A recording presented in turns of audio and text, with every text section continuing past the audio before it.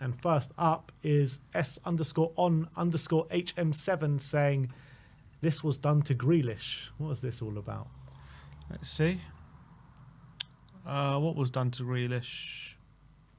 So Sonny's walking out of the tunnel there, and he catches Grealish, and they just give a nice little wave to each other. That's about it. Oh, I see. Oh, Grealish blew him a kiss. Fantastic. Next up. Oh, I think so. It's replying to a video which I think Son's looking over, and he doesn't. I think you can't see in the video who he's looking at. So the reply is, "This is done to Grealish." Oh, I see. Okay. It's a nice little moment between two players who enjoy a smile. That's fair to say. Yeah. Next one again is from a Korean account saying, my wish is to see Son Heung-min score a goal after receiving a pass from Deok Bay. I think that's Kevin De Bruyne. De Bruyne. Can you please play on the same team as me just once? Is that what De Bruyne is saying? Is De Bruyne joining Spurs in the summer, you reckon? Maybe. You never know. Come on. He's out of contract. Come on. Sign up De Bruyne. He could do the challenge. Can't he? Come on. He's won enough. Come to Spurs, Kevin. Yeah, I don't think they're going to be playing on the same team unless they both go to Saudi.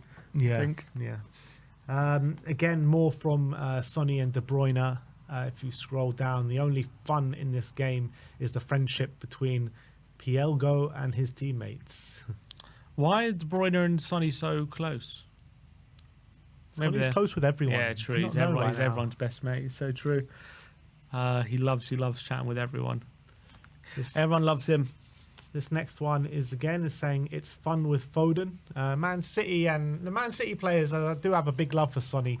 You can see it, and even Pep, I think, was hugging Sonny after the game. And this next one is a picture of exactly that. Pep and Sonny after the game. Pep's still saying thank you for that last season. I still thank you for that. Again, another one of De Bruyne and Sonny after the game. Another one next of De Bruyne and Sonny hugging. God, he gets around, doesn't he, Sonny? He gets around. Is anyone he doesn't hug or have a smile and a chat with? Everyone wants a piece of Sonny. Spurs Express saying Pep Guardiola has described the Spurs squad depth as some of the best he's ever seen. I mean, there's a lot of glazing from Pep. He does like to glaze a team just after he's beaten them. He usually does. It's incredible. It's so hard. It's so good. So good.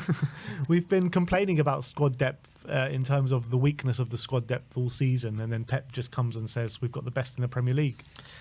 Some of the best he's ever seen.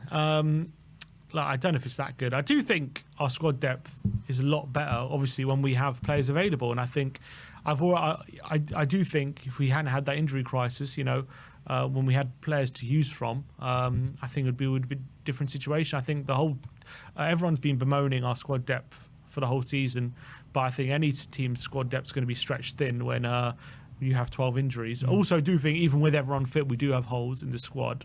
Obviously with Spence now available and playing well at left back and things like that, maybe those holes aren't as bad as they were maybe at the beginning of the season. But yeah, I think our squad depth is a lot better than people give it credit for, 100%. Another one here saying, Prince, this is serious right now. Play soccer properly. So this was in the first few minutes of the game, or like 10, 15 minutes in, and Son was looking on being like, what the hell's going on here? Yeah, because they just didn't shoot. There was that one moment, especially the game, where Son definitely would have shot, and they were just like, they were just passing it around without really taking a shot, and Son probably were getting frustrated with that.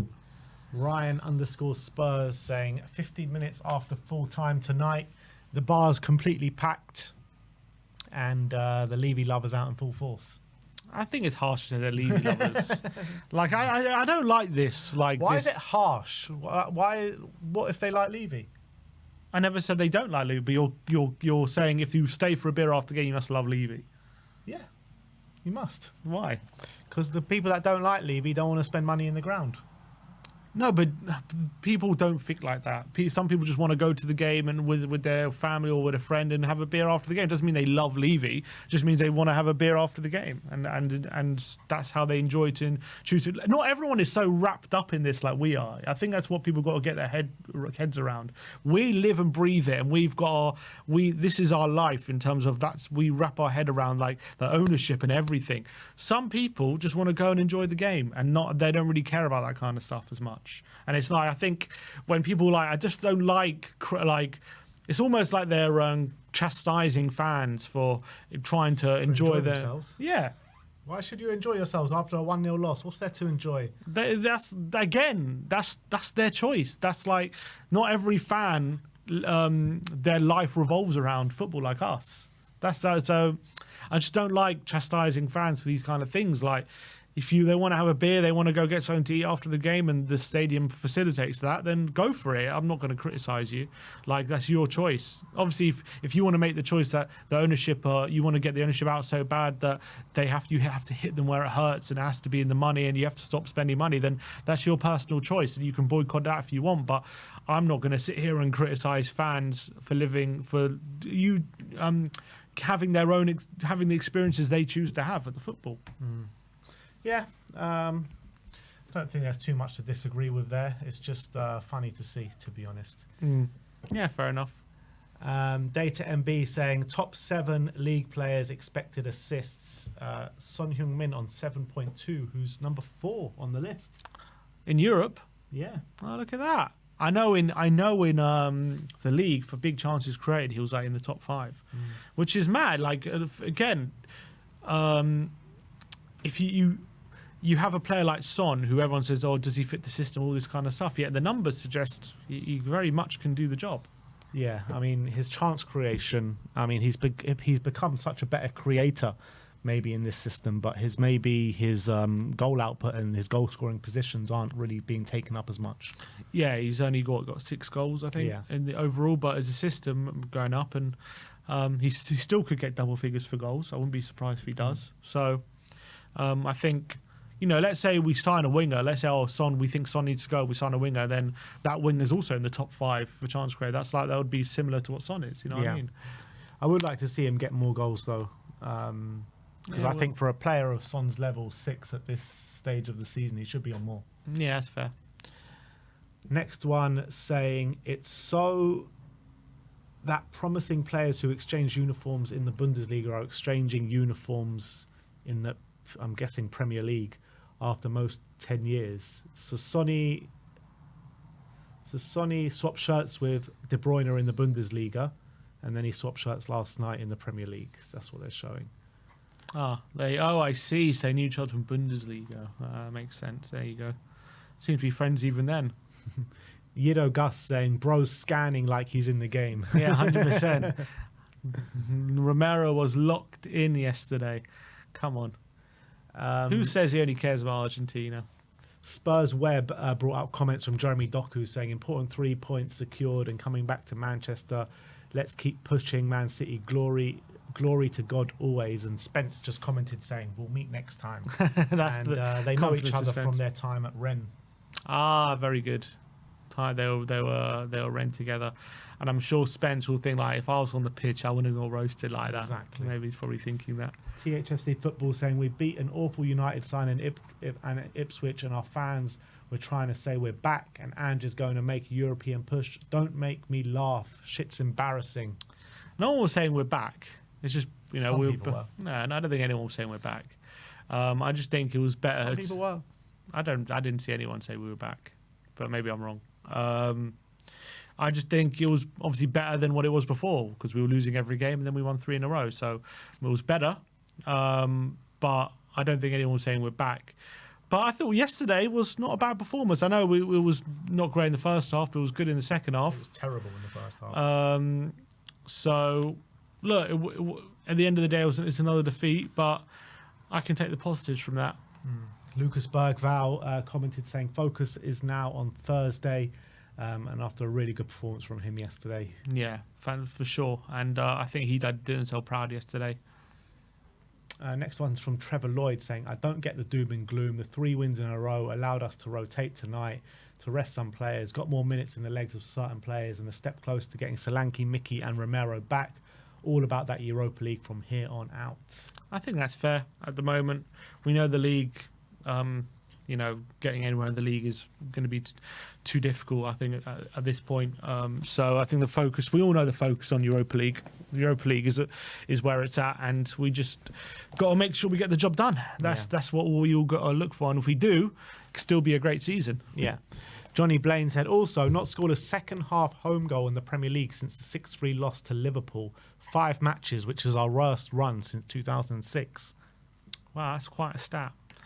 Not scored a second-half goal in the Premier League since Liverpool at home. What was our? Oh yeah, because we Man City with the goal in the first half. Wolves, we scored 2 in the first half. Wolves 2 in the first half. Yeah, it's something we need to address for sure. THFC Sport. So we went through that one. The next one is Jay Harris saying Pep Guardiola just playfully slapped Jed Spence in the face and kept pointing to his chest.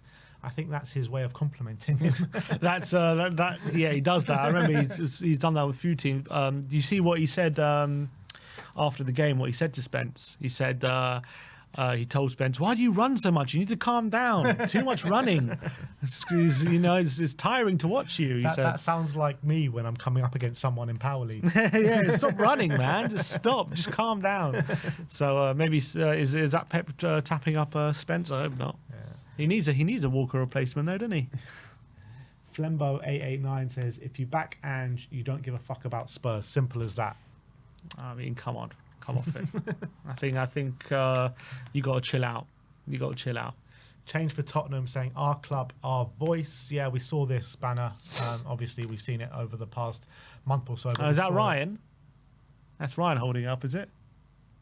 It is. We saw him. We saw it loud and proud on the TV last night as well. Yeah, there you go. There you have it. They didn't take it down this time because it was fire safe, as they said. Jay said. So I'm sure this banner ain't going anywhere, and unless we probably win a trophy this season. Yeah. LJ1882 says 1. Postecoglou has normalised losing home and away. 2. Brain dead selection, not starting Spence, and Moore not in the squad. Oh, Moore wasn't even in the squad yesterday, was he? Yeah, he wasn't in the squad. Hell. 3, not the confidence booster needed before next week's Europa League game. 4, only positives with Vicario, Danso were both very good as usual. 5, it's been a disastrous Premier League season. Yeah, and I think a lot of that. It's hard to disagree with. I wouldn't say the only positives of Vicario and Danso, although Vicario has been a very big positive since coming back. Yeah. Disastrous PLCs, yeah, I think we can all agree on that. Not the confidence booster needed for the Europa League game. I'd say yes, because we lost, but I also think getting more minutes into the likes of Odebear, Johnson and Doggy, giving them confidence that they can play more minutes in the Premier League. I think the second half performance was really encouraging as well for a lot of the younger players. Also, hopefully, we get some players back for that game potentially. So I don't think the defeat will hit the confidence too much, to be honest. Yeah, I mean, if we need confidence to go into a game against RZ Alkmaar, then we've probably got no hopes in this Europa League. I think that second half should give them a bit to go on in the RZ Alkmaar game. And look, the reality is with the quality difference in terms of squad between us and RZ, we should be wiping the floor with them. If we play like within the second half against RZ, yeah, we should win the game. That'll be that convincingly. Yeah, brain dead selection, not starting Spencer Moore. Look, again, I think it's because we didn't start Spence is why we lost. I don't know. Maybe if Spence was started instead of Porro in that first half, we wouldn't have been so open. But also maybe Spence would have been caught out as well. It's hard to say. Obviously, Spence came on and did well. But Spence needed a rest. He played a lot. Moore being in the squad, it's hard to disagree with that. Why was he left out and Werner put in? And he got on the pitch. And Werner what? And he got on the pitch. And Werner got on the pitch. Yeah. And did nothing. In fact, there was that one moment where he got to the left and he put City on a counter-attack. Did you see that moment? I was like, God, that guy's working against us, I swear. Yeah, I'd just leave. I think Werner should not be anywhere near the squad anymore. But it's tough. I understand you've got a senior player there, a German international, and you don't want to disrespect him. But at the end of the day, he's putting in stinkers. Like, you don't want to disrespect him. He just left him out the European squad. Yeah, but he had to. He had no choice. I'm so done with all this sentimental bullshit. Like, don't want to disrespect him. You play who deserves to play, and you put in the squad who deserves to be put in the squad. Yeah, I agree. I don't think Werner should be in the squad. I would rather see more in the squad, 100%. That's something that I agree with. I don't know why he's left out more in the place of Werner. doesn't make sense to me. Jay says, Tell has a poor game, but let's not forget the oppositions he's faced since being here. Liverpool away, Villa away, Man United at home, Ipswich away, and Man City at home. He's 19, and it's a new league. I ain't judging him yet. And I think that's the right stance to take. However, he did put in a bit of a stinker against Ipswich, who are putting in stinkers every week. I think that's the one outlier in terms of opposition, obviously Manchester United. But I think against Man United, against Villa, I think the performances were better than what we saw against Ipswich and Man City.